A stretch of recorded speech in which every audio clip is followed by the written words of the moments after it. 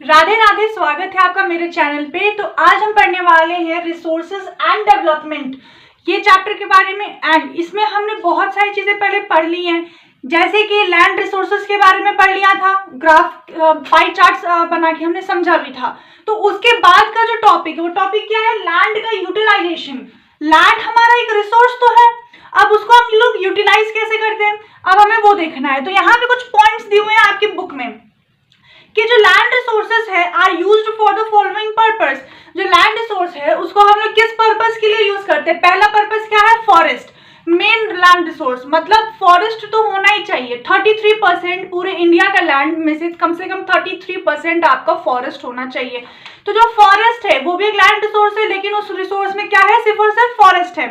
Second point क्या है, land not available for cultivation. मतलब जमीन तो है हमारे पास लेकिन उस पर कल्टीवेशन नहीं हो रहा, क्यों, बैरन एंड वेस्ट लैंड है। और सेकंड क्या है, land put to non agriculture uses, example buildings, roads, factories etcetera. मतलब जो लैंड है हमारे पास वो बैरन है, पूरा का पूरा वेस्ट लैंड, उस पर कल्टीवेशन नहीं हो सकता। एंड वही दूसरी जगह क्या हो रहा है, उसी लैंड पे बिल्डिंग्स बन रही हैं, फैक्ट्रीज बन रहे हैं, स्कूल्स बन रहे हैं, सब कुछ हो रहा है, बस एग्रीकल्चर नहीं हो रहा। थर्ड पॉइंट क्या है हमारा, other uncultivated land excluding fallow land. Fallow land को हटाकर जो अदर अनकल्टिवेटेड लैंड होते हैं, मतलब जैसे कि permanent pastures and grazing land, ऐसे लैंड जहां पर जो गाय हैं, जो कैटल्स है हमारी, वो चरने जाया करती हैं। फिर क्या है, land under miscellaneous tree crops groups, मतलब जो कि नेट सोन एरिया में इंक्लूडेड नहीं होती हैं। मिसलेनियस ट्री क्रॉप्स जहां पर जो ट्री है उनके क्रॉप्स लगाए जाते हैं। थर्ड क्या है, cultivable waste land left uncultivated for more than 5 agriculture years. अब ऐसी कोई लैंड है जिसको पिछले 5 सालों से हमने कल्टीवेट ही नहीं किया है, उसमें कोई खेती बाड़ी नहीं हुई है, वो ऐसे ही छोड़ा हुआ है, तो उसको बोलते हैं कल्चरेबल वेस्ट लैंड। अब फोर्थ पॉइंट क्या है, फेलोलैंड्स। अब फेलोलैंड्स क्या होते हैं, एक होता है करंट फैलो। करंट फैलो का मतलब होता है जिसको हमने पिछले 1 साल से एग्रीकल्चर के लिए छोड़ा हुआ है, मतलब एग्रीकल्चर उस पर नहीं होता, उस लैंड को बस 1 साल तक छोड़ा हुआ है या 1 साल से कम के लिए। एंड फिर दूसरा क्या है, other than the current fallow, यानी कि पिछले 1 से लेकर 5 साल तक हमने उस लैंड को छोड़ा हुआ है, एग्रीकल्चर होता था उस पे, पहले उस लैंड पे खेती बाड़ी होती थी, लेकिन हमने उसको लगभग 5 सालों के लिए छोड़ा हुआ है। तो वो आएगा किसमें, हमारे करंट फैलो में नहीं आता, वो दूसरे में आता है। मतलब एक तो आ गया फैलो लैंड जहां पर क्या होता है, करंट फैलो, मतलब कि 1 साल के अंदर अंदर में हमने छोड़ा हो जमीन को। और जैसे 1 साल से ज्यादा हो जाता है तो वो other than current fallow land में वो आ जाता है। अब लास्ट क्या है, नेट सोन एरिया। अब नेट सोन एरिया क्या होता है, मान लो कि किसी किसान के पास में 10 हेक्टेयर की जमीन है, लेकिन उसने खेतीबाड़ी किसमें की है, सिर्फ 8 हेक्टेयर की जमीन पे उसने खेतीबाड़ी की है, तो उसका नेट सोन एरिया क्या हुआ, सिर्फ 8 हेक्टेयर हुआ ना, बाकी उसका जो 2 हेक्टेयर बच गया वो नेट सोन एरिया में नहीं आएगा। तो ये होता है नेट सोन एरिया। और एक सीजन में एक बार खेती होती है तो सिर्फ हम उसको नेट सोन एरिया में ही काउंट करते हैं। अगर उस लैंड पर एक बार खेती हो गई, उसका क्रॉप कट गया एंड फिर दोबारा उसमें खेती हो रही है, तो उसको नेट सोन एरिया में हम काउंट नहीं करेंगे, उसको हम लोग किसमें काउंट करेंगे, ग्रॉस क्रॉप एरिया में काउंट करेंगे। मतलब उसी लैंड पे 3 से 4 बार भी अगर खेती की जा रही है उसको हम लोग नेट सोन एरिया नहीं, ग्रॉस क्रॉप एरिया में काउंट किया जाता है। तो ये 5 पॉइंट है लगभग लैंड यूटिलाइजेशन के। फिर क्या है कि land use pattern in India. अब लैंड का यूज कैसे होता है इंडिया के अंदर में, the use of land is determined both by physical factors such as topography, climate, soil types, as well as human factors such as population density, technological capability and cultural traditions etcetera. 2 factor पे depend करता है, पहला है हमारा physical factor, दूसरा है हमारा human factor. अब फिजिकल फैक्टर क्या हो गया, क्लाइमेट पे डिपेंड करता है, सॉइल की टाइप पे कि सॉइल किस टाइप का है, टोपोग्राफी पे। अब मान लो यूपी बिहार का जो एरिया है वो थोड़ा सा चट्टान वाला है, तो वहाँ पे खेती बाड़ी आसानी से हो जाती है। वही तुम अगर पहाड़ी इलाके में चले जाओ वहां भी खेती बाड़ी होगी, लेकिन बहुत मुश्किल से होगी, बहुत मतलब मिनिमम ही होती है।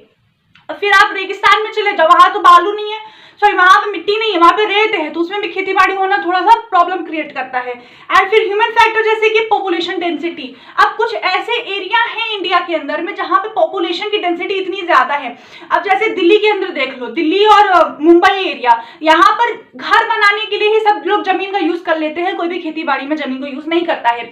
मुंबई में ज्यादा से ज्यादा टेक्नोलॉजी का यूज करके इंडस्ट्रीज बनी हुई हैं, ऑफिसेस हैं, वहां पे बड़ी बड़ी बिल्डिंग्स है, तो वहां पे भी खेती बाड़ी मिनिमम होती है या तो नहीं होती है। Total total geographical area of India is 3.28 million square kilometre. अब टोटल ज्योग्राफिकल इंडिया जो लैंड है इंडिया का वो कितना है 3.28 स्क्वायर किलोमीटर। इतना क्या है इसका पूरा ज्योग्राफिकल लैंड है।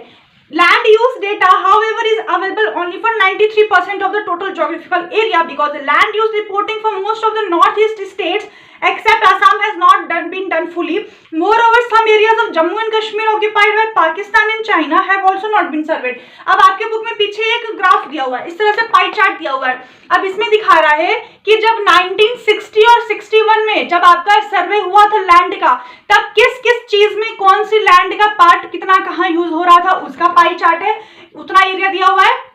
एंड यहाँ पे आपका दिया हुआ है कि 2008 यानी कि 2008 और 9 में आपका वही लैंड कहाँ कहाँ यूज हो रहा था उसका उन्होंने पूरा ग्राफ बना के दिया है, आप कंपेयर कर सकते हो। अब यहाँ पे हमें क्या बता रहा है कि हमारे पास मान लो 100% लैंड है, ठीक है, लेकिन उसके बाद भी हमारे पास 93% का ही डेटा है, बाकी के 7% का डेटा क्यों नहीं है?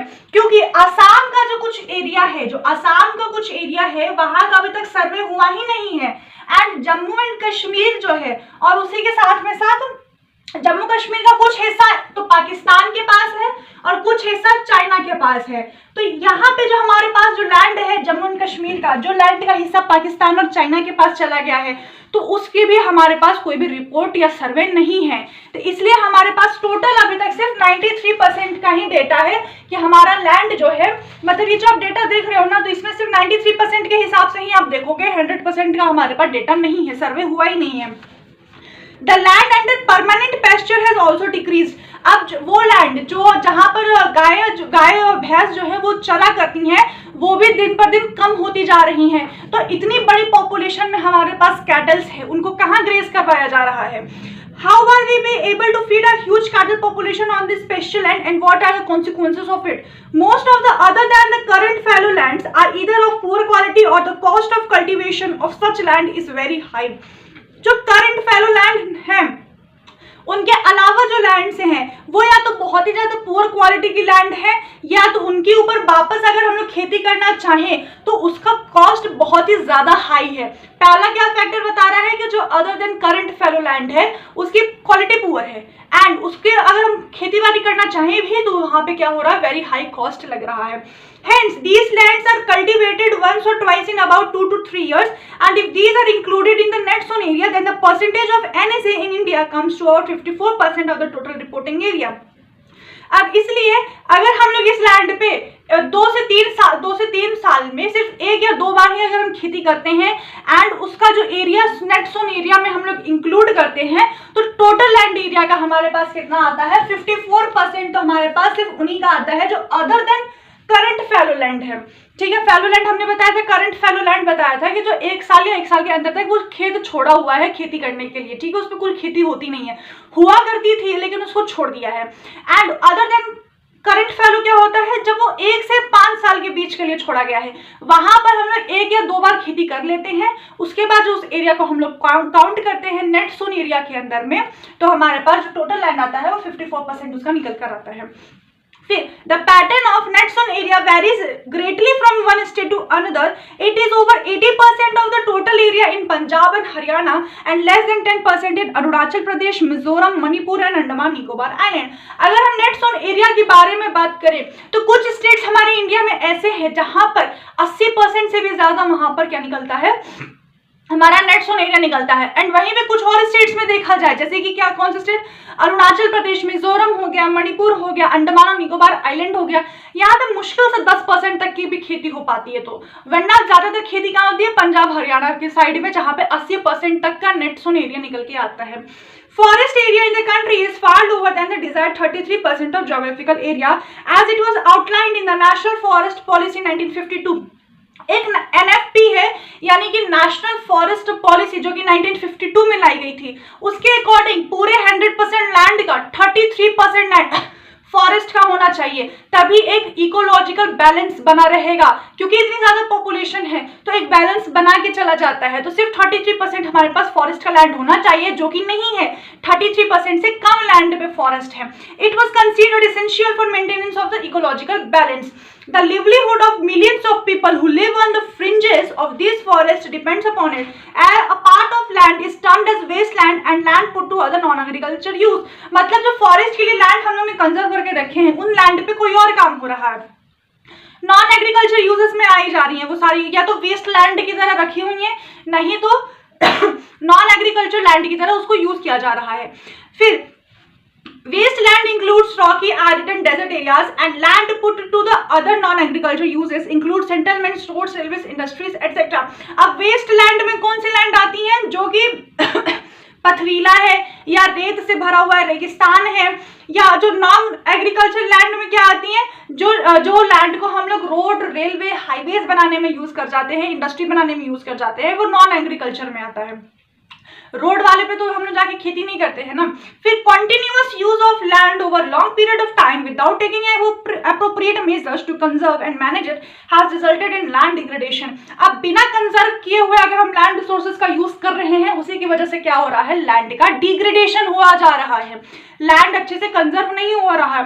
This in turn has serious repercussions on society and the environment. इसकी वजह से सोसाइटी और एनवायरनमेंट पे कई ज्यादा रिप्रिकॉशंस पड़ रहे हैं। तो ये जो पॉइंट्स आपको समझ में आए होंगे, कहीं पे भी डाउट हो तो कमेंट में पूछ सकते हो। चैनल पर नए हो तो सब्सक्राइब कर लेना, वीडियो को लाइक जरूर कर लेना। मिलते हैं नेक्स्ट टॉपिक के साथ में अगले वीडियो में, तब तक के लिए राधे राधे।